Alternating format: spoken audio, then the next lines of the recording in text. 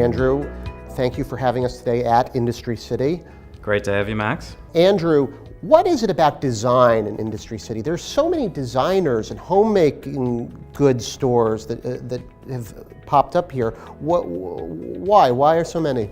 Let me talk about design more broadly for a second. You have to start with the buildings. These are extraordinary historic buildings, and the most green thing you can do is adaptively reuse a building. Young people who are making things want to be in buildings like these with great bones that speak to another era of making. So that's step number one. Step number two has been having an incredible design team that knows how to put just the right touches in, the right signage, the right components of art, interfacing art and technology wherever we can on the campus, creating great open spaces, building the design and art community around it. And you asked specifically around design and fashion, and I think what you see more broadly in New York is a renaissance in both of those areas, and we've wanted to become a place that embraces the full ecosystem of design and fashion, from the prototyping design to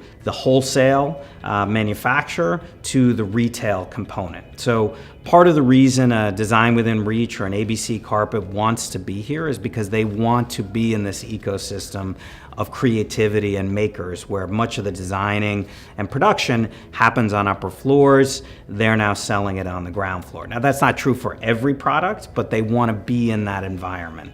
There's an explosion of lighting design companies here as another sector to highlight. So Rowland Hill and Juniper and Rich Brilliant Willing, expanding leaps and bounds as that artisanal lighting sector in New York City grows. So much of it based on design with some influence of art in it. Andrew, if we could talk briefly about the rezoning that's happening in the area, could you walk us through a little bit about what's going on? Sure. So there are a few things that we've focused on that can help accelerate the growth here.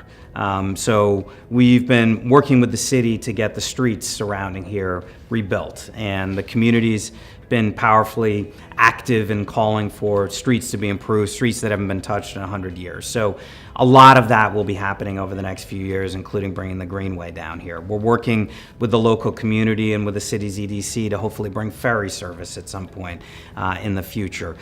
One real strength I will say that we have today is accessibility, though.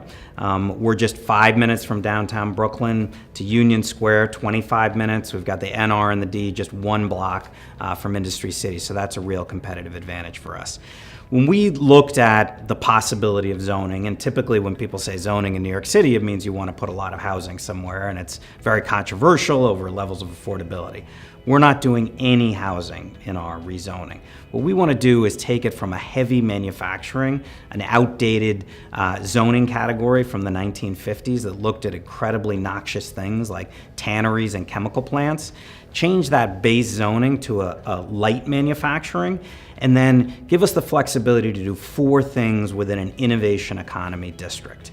Number one is having some more flexibility on retail. We're very constrained under M3 as to what types of retail and sizes. We want some more flexibility on retail. That helps create a destination, it helps activate upper floor space, and it helps drive the economics of the project. Number two, we want to have some more flexibility to bring classroom space here. So there's interesting vocational work going on now with a few different schools that are here, CUNY City Tech, NYU Tandon, RPI, but they can't expand to have classroom space under the old M3 zoning. So we think embedding colleges and universities here that are connected to the sectors that are growing, whether it's design or art or technology or culinary or maritime, makes a lot of sense, is both good public policy and good real estate. So 2 is academic. 3 is, as we grow, and again, adding 100 jobs a month, people are increasingly coming from all over the country, all over the world to do business here. We want them to be able to stay in 2 hotels right here, totaling about 250,000 square feet with convention and meeting room space. So that's number 3. And then number 4, we've leased about 3 million square feet of space over the last few years. We've shown that if given the right tools, the right amount of investment, that we can bring businesses here, we can grow businesses here, and we can create good paying local jobs. So we want some additional FAR, the ability to build up about 25 feet on the top of the buildings, and then there are 3 new ground up spaces. So if successful with all of those things, we'll end up with a campus that grows on the leasable basis from 5.3 million square feet to about 6.6 million square feet, and hopefully take us to about 15,000 jobs on site and another 7,000 jobs nearby. Andrew, it was a pleasure being here. Thank you so much for having us. Thanks for being here, Max. Appreciate it.